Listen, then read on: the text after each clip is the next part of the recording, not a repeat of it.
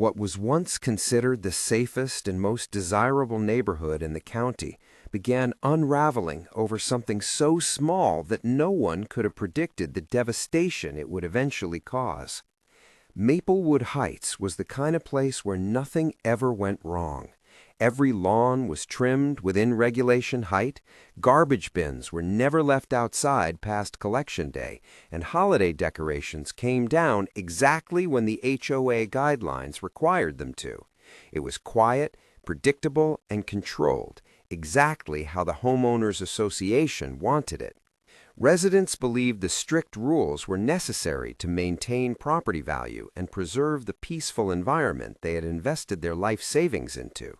But behind that peaceful image was a growing tension that had been building for years, unnoticed by most, until it finally exploded one ordinary Tuesday afternoon when Daniel Harper found a violation notice taped to his front door.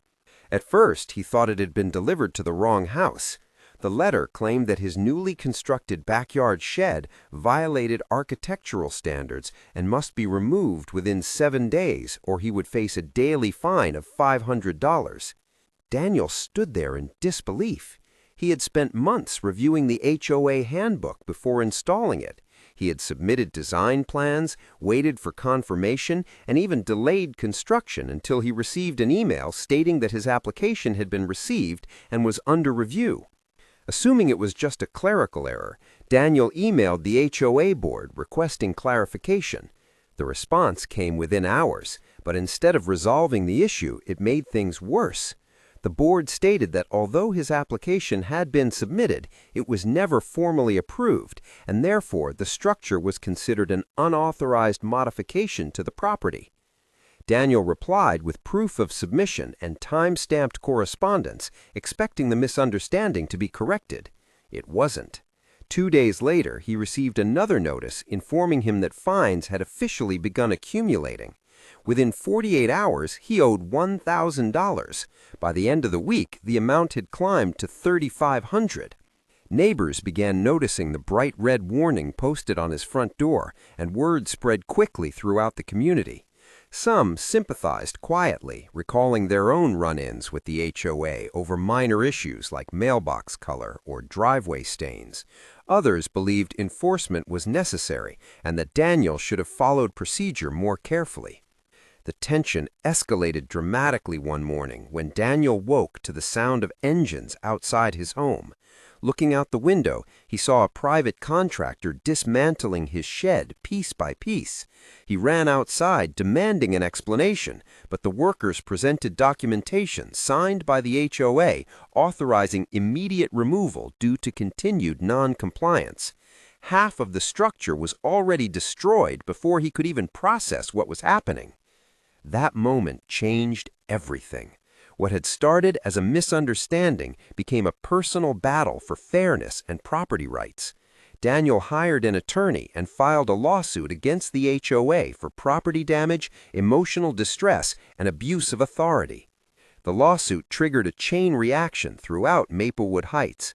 Residents began revisiting past violations they had received, warnings about garden decorations, fines for leaving garage doors open too long, citations for children's toys visible from the street. Stories that had once been dismissed as minor inconveniences now took on a more sinister tone. Community meetings turned hostile. Longtime neighbors argued over whether the HOA had gone too far or whether Daniel was threatening the order that made their neighborhood desirable in the first place. As legal proceedings began, discovery revealed internal emails exchanged between board members that would ultimately shatter the community's trust forever. Those emails showed that Daniel's application had, in fact, been acknowledged and initially marked as compliant with existing guidelines. However, HOA President Margaret Collins had personally instructed enforcement to proceed after a disagreement she'd had with Daniel months earlier regarding guest parking restrictions. The violation wasn't about the shed, it was about control. When that information became public during the hearing, everything changed. Residents who once trusted the board felt betrayed. Attendance at HOA meetings tripled as homeowners demanded answers. Heated arguments replaced routine discussions about landscaping. Friendships fractured under the strain of choosing sides. Some defended Margaret's strict leadership, believing discipline maintained order, while others accused the board of overreach and harassment. Property listings began appearing across Maplewood Heights as families sought to escape the growing conflict.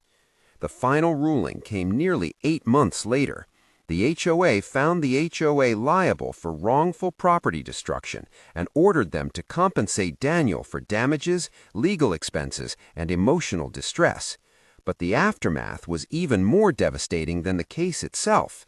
The HOA's insurance provider refused to cover the settlement after determining the board had acted with intentional misconduct. That meant the financial burden would fall directly on the residents. A special assessment was issued requiring each homeowner in Maplewood Heights to contribute thousands of dollars toward the settlement. Neighbors who had never interacted with Daniel suddenly found themselves paying for a dispute they didn't understand. The sense of unity that once defined the neighborhood disappeared overnight. Margaret Collins resigned shortly after the ruling, but it was too late to repair the damage. Trust was gone. Meetings became battlegrounds. Longtime neighbors argued over whether the HOA had gone too far or whether Daniel was threatening the order that made their neighborhood desirable in the first place.